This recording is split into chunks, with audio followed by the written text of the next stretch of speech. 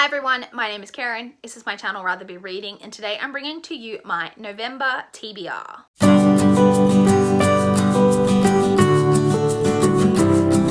So this video is going up a little bit later than I would typically like. I am actually filming this on the 2nd, but just with how my uploads kind of fall this month, I don't think this video is coming out until like the 7th, but I am filming it at the beginning of the month.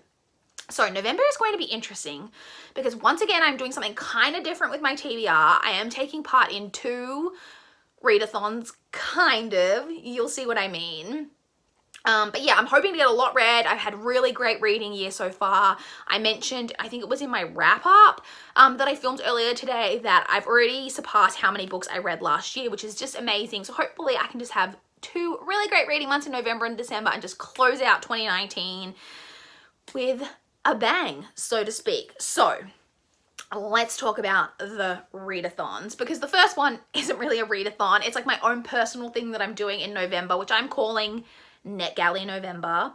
Now, I don't know if that's like an actual thing that like anyone else has ever like done a real thing of, but I just literally made that up in my own head and I'm just doing it with me. And that is, I'm basically going to be focusing mainly this month on my NetGalley arcs. Now, my NetGalley arc situation is not an issue because I'm behind on my feedback ratio. So if you don't know, on NetGalley, which NetGalley is a website where you can request digital copies of books in exchange for honest reviews, and you either get approved or denied. And on that website, you have a feedback ratio, which is a ratio basically of how many books you've requested and been accepted for versus how many reviews you've posted. And the site recommends that you should try to keep your ratio above 80%. Now, my ratio, I think at the time of filming this, is at like 89%. My ratio is pretty good. I'm happy with my ratio. But I'm never reading the books in like a timely fashion in terms of their publication date. At the time of filming, I think I have 12, I've got 13 books, I think, on my shelf, mainly. Hold on, how many do I have here that I'm going to talk about today? 10. So yeah, I think I've got 13 actually on my NetGalley shelf. One of them is not on my TBR this month because it's one, I've talked about this before, it's one that I've had on there for ages, but I realized was the 3rd in a series, and I've borrowed the first 2, was getting the first 2 from my library. I've read the first one, I've actually got the second one out from the library at the moment, but I haven't read it yet, so I'm not reading that one this month because I don't want to read it until I've read book 2. Whatever. And then 2 others I've actually already read, I just haven't posted reviews for yet, but the other 10, I would like to read all 10 of them this month, because the latest publication date that I have on my shelves is the 1st of November. Which was yesterday. So I literally, all of these books have already been published, some of them for quite some time, and I just still haven't got to them.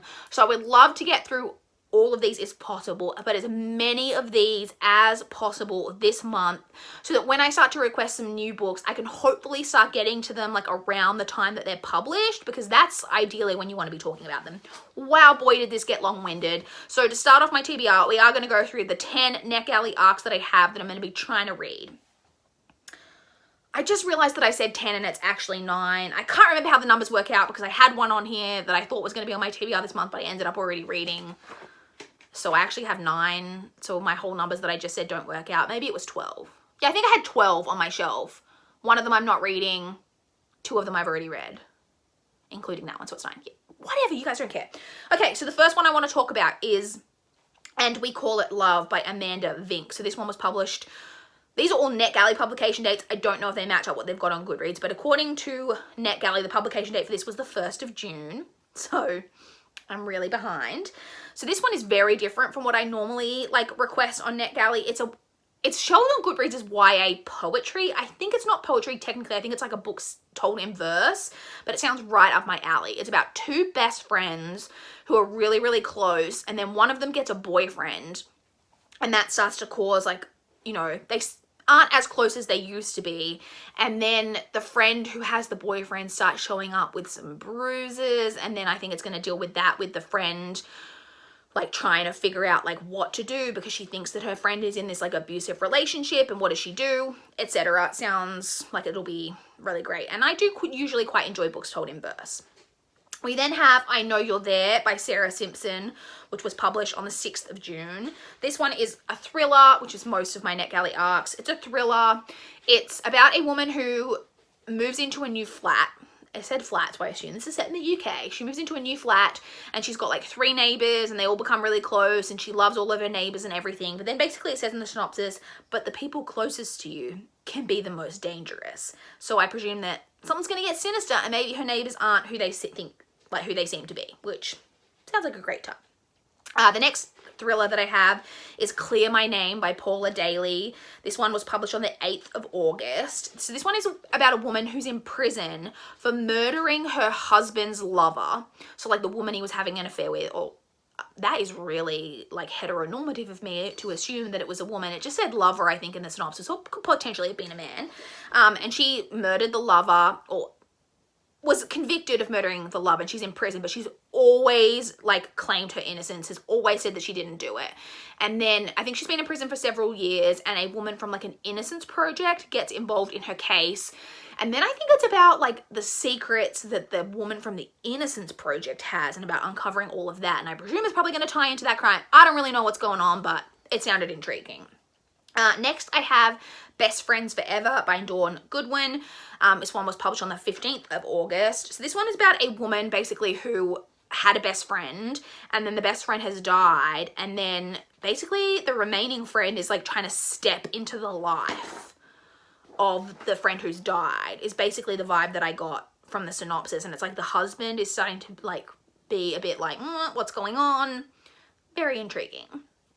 Next, I have The Arrangement by Robin Harding. This one was published on the 1st of September.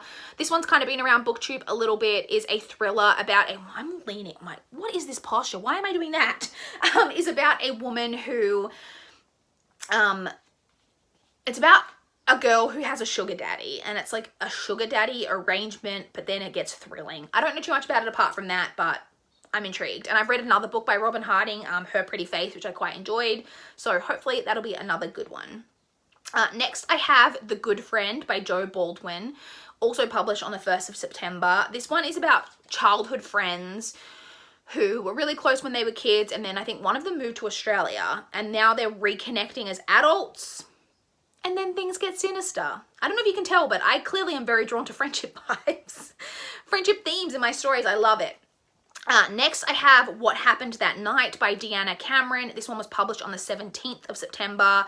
And this one's actually YA, but is still like a mystery thriller type of story. And I think it's told from the perspective of a girl whose sister is on trial for murder. And that's all I really know about that. Then I also have Mooncakes by Suzanne Walker, which was published on the 15th of October. This one is a graphic novel. I think it's YA. Could be middle grade, and it's basically about a witch and a werewolf who like fall in love. It just sounds really cute. I'm really looking forward to getting to that. I've heard mainly positive reviews. Like, I don't think it's going to be like the best thing I've ever read, but I just think it's going to be really cute and fun. And then finally we have the one that was published on the 1st of November, which is My Sister Is Missing by Julia Barrett. And this one, like, the synopsis just sounds kind of crazy. So it's about a woman whose sister, so it's like the sister, and so the sister has had a baby, and it says like in the synopsis that she's hoping that the baby will look like the husband, and then the baby's born, and then her lover starts saying that he's the father, and so she's in this paternity situation, and then, which is obviously causing some issues. And then there is footage of a woman who has a very strong resemblance to her at a train station throwing herself in front of a train, I think with the baby, or maybe not with the baby, I'm not sure. And it's about the sister of that woman, like, trying to figure out what's going on. Was it her sister? Where is her sister? What's going on? What did her sister kill herself? What's going on? The secrets and everything going on in that. It just sounded very intriguing, and I'm leaning really far forward again. My lord, my posture is terrible. Okay, so that's kind of my NetGalley November TBR. I am also participating this month in Nonfiction November, which I've never taken part in before. Nonfiction November is run by a book olive. I will leave a link to her channel down below. And the aim of it is just to read as much nonfiction like as you can in November. So, well, it's to read more than you normally would. So if you read a lot of nonfiction, then cram as much in as possible. If you read one, try to read two. If you don't read any, just read one.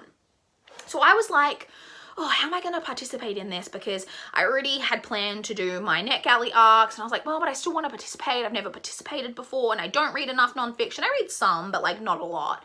And then I thought, audiobooks. And so I have a like tag on my like library's audiobook app where I've tagged like all of the books that I want to eventually like place on hold. So I basically went through that every book that I had tagged on there and found the nonfiction that I had, and so I requested the nonfiction. So I have 4 nonfiction books that I'm pretty sure I'm going to be listening to on audio this month, so they're my audiobooks for the month that I'm going to tell you about. And so 4 is hugely more than I would normally read in a month. I generally probably read 1 about like every 2 months, so 4 in a month is definitely more nonfiction, which is the aim. There are like prompts, like 4 single word prompts that you can use to like do your TBR. I'm not doing that. Like I said, I just went through my like tag on my library's app, and that's what I'm doing. So the 4 audiobooks that I'm hoping to get to this month are, the first one is Not Just Black and White by Leslie and Tammy Williams. Now this one I actually had on hold well before I remembered about Nonfiction November, and it has been on hold for ages, and it finally has come in. And I put this on hold specifically because this is going to work for a prompt for my Around the Year in 52 Books challenge. I can't remember the prompt. I'll maybe talk about that in my wrap up, but definitely my Around the Year in 52 Books wrap up at the end of the year. Anyway, this is Australian, and it's about Indigenous, like Aboriginal people in Australia, and it follows like a mother-daughter story. So I think the mother was working as a domestic servant, was like given by her family like into work to be a domestic servant, but then never sees like any of her wage. And then I think after like years of doing that, starts to like question like, why am I never getting paid, etc. So it's kind of about her story, but then also about her daughter's story, and I think how her mother's story affected her. I'm not really sure. I very shamefully have not read a lot of like nonfiction about Indigenous people within Australia. And there is a prompt to do with Indigenous people in the Around the Year in 52 Books challenge. So I definitely am hoping, well, I know I'm going to get to that audiobook. It's going to be my next audiobook, in fact.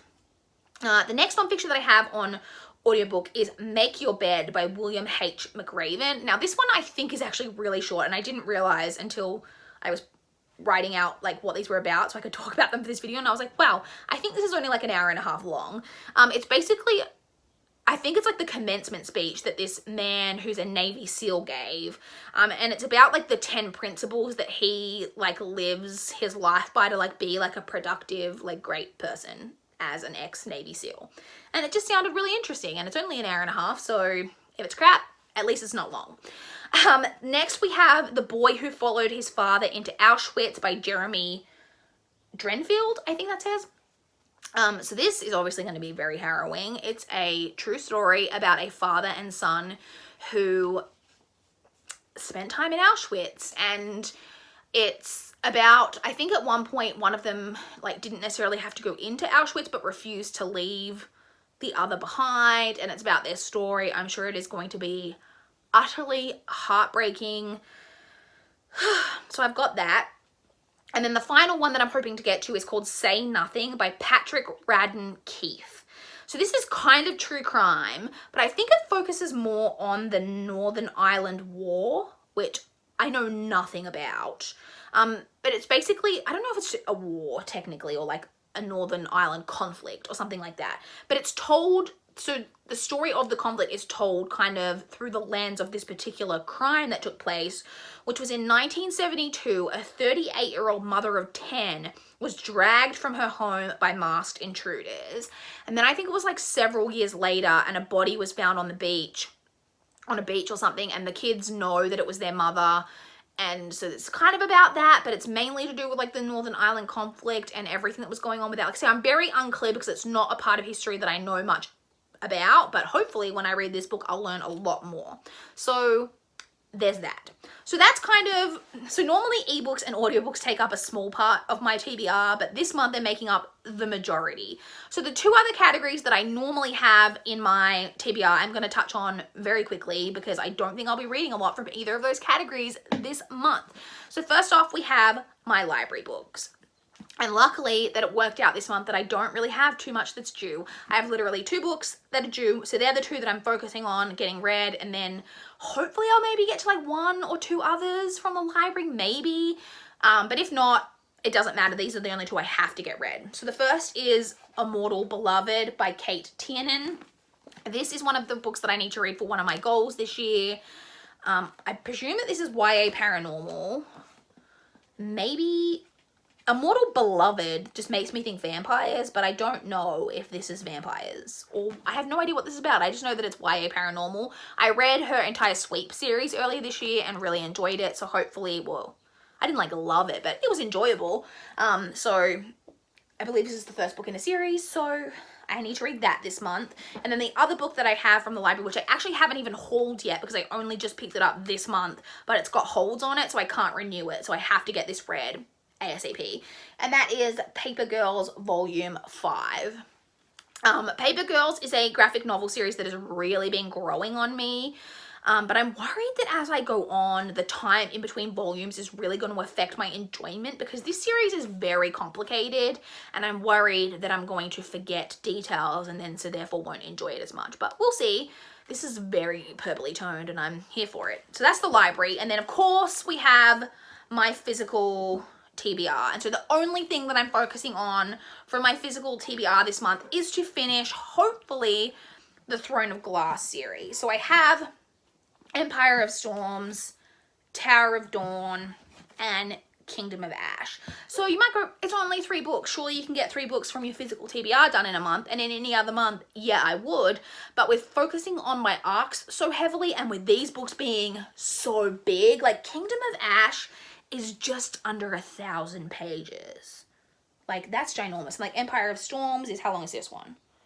Almost 700, and then I think Tower of Dawn I don't think is quite as, oh no, it's still like 650. So like you've got 700, 650, and then like 1,000. So we're looking at like almost 2,500 pages just within these 3 books. So I'm hoping that I can get the series finished this month, as well as getting everything else that I've mentioned in this video read, but we will see. So that's my TBR. Like I said, very different kind of structure to my TBR this month. And I actually think I might have a slightly different structure to my TBR than usual in December as well. So stay tuned for that in a whole nother month from now. But anyway, I would love to chat with you guys in the comments down below if you've read any of the books that I'm planning to read, or if you've got any thoughts, or if you guys are taking part in Nonfiction November, or if you guys are NetGalley users, are you as bad as I am? Like I said, my ratio is actually really good. It's just that I just don't get to them quick enough, and I want to be better about that. So I'm hoping if I can entirely clear my slate and then request a reasonable amount and then hopefully actually prioritize them to get them read in a timely fashion as per their publication dates is what I would ideally like, the type of person I would like to be. So yeah, I would love to chat in the comments down below. Please like this video if you liked it. Please subscribe if you want to see more from my channel. That is all I have for this video today. Bye guys.